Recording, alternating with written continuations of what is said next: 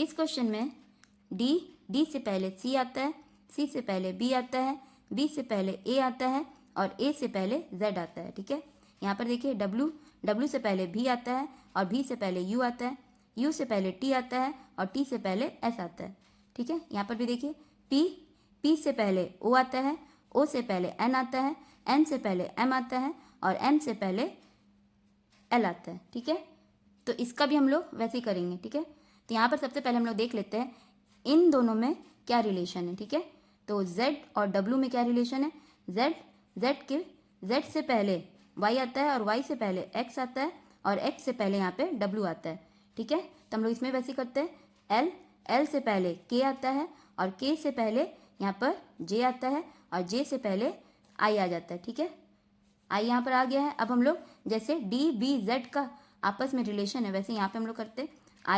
I से पहले H आता है और H से पहले G आता है तो यहाँ पे G हो जाएगा।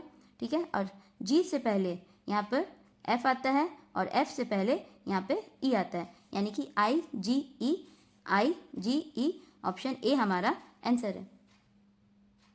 आप लोग चाहे तो ऐसे भी कर सकते हैं, D और W इन दोनों में -7 का डिफरेंस है, B और U में भी -7 का डिफरेंस है, Z और S में भी -7 का डिफरेंस है। ठीक है, तो हम लोग इसमें वैसे ही करेंगे। P का नंबर 16 होता है और 16 में माइनस करेंगे 7 तो हमारा आ जाएगा 9 हमारा I का नंबर होता है। N का नंबर 14 होता है, 14 में भी माइनस करेंगे 7 तो हमारा आ जाएगा 7 हमारा G का नंबर होता है। ठीक है, L का नंबर 12 होता है, 12 में भी माइनस करेंगे 7 तो हमारा आ जाएगा 5 हमारा E का नंबर होता है। I G E option A हमारा आंसर है। इस क्वेश्चन में ए से पहले Z आता है, S के बाद T आता है। ठीक है, ध्यान से सुनिएगा, ए से पहले Z आ रहा है और यहाँ पे S के बाद T आता है। ठीक है, और यहाँ पे T से पहले S आता है। ठीक है, यहाँ पे पहले आ रहा है, T से पहले S आता है और N के बाद यहाँ पर बाद में आ रहा है, N के बाद O आता है। ठीक है, तो उसी तरह हम लोग इसका भी करेंगे। ठीक है, B जैसे यहाँ पर N के बाद O आया है तो B के बाद यहाँ पे C आ जाना चाहिए।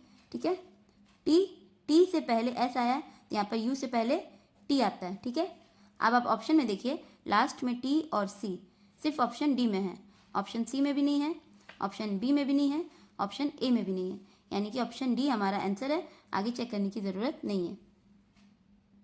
आप लोग चाहे तो ऐसे भी कर सकते हैं, ए और जेड में -1 हो रहा है, एस और टी में +1 हो रहा है, टी और एस में -1 हो रहा है, एन और ओ में +1 हो रहा है। ठीक है, तो हम इसमें वही करेंगे, बी में +1 करेंगे, बी का नंबर 2 होता है, 2 में प्लस करेंगे 1 जैसे यहाँ पे हुआ है तो हमारा जाएगा 3 हमारा सी का नंबर होता है। ठीक है, यू का नंबर 21 होता है, 21 में माइनस करेंगे 1 तो हमारा जाएगा 20 हमारा टी का नंबर होता है। ठीक है, अब आप लास्ट में देखिए टी और सी सिर्फ ऑप्शन डी में है, यानी कि ऑप्शन डी हमारा आंसर है। इस क्वेश्चन में टी के बाद यू छोड़ के यहाँ पे भी हो रहा है, के के बाद एल एम छोड़ के यहाँ पे एन हो रहा है।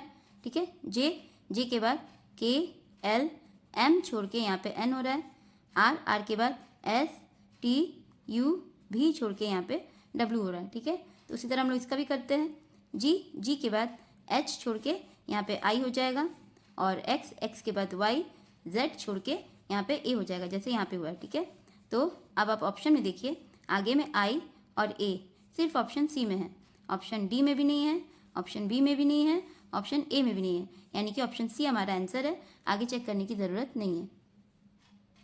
आप लोग चाहे तो ऐसे भी कर सकते हैं, टी और भी में +2 का डिफरेंस है, के और एन में +3 का डिफरेंस है, जे और एन में +4 का डिफरेंस है, आर और डब्ल्यू में +5 का डिफरेंस हो रहा है। ठीक है, तो हम लोग इसमें वैसे करेंगे, जी का नंबर 7 होता है और 7 में हम लोग प्लस करेंगे 2 तो हमारा जाएगा 9 हमारा आई का नंबर होता है। ठीक है, अब एक्स का नंबर 24 होता है, 24 में प्लस करेंगे 3 जैसे यहाँ पे हुआ है तो हमारा आ जाएगा 27।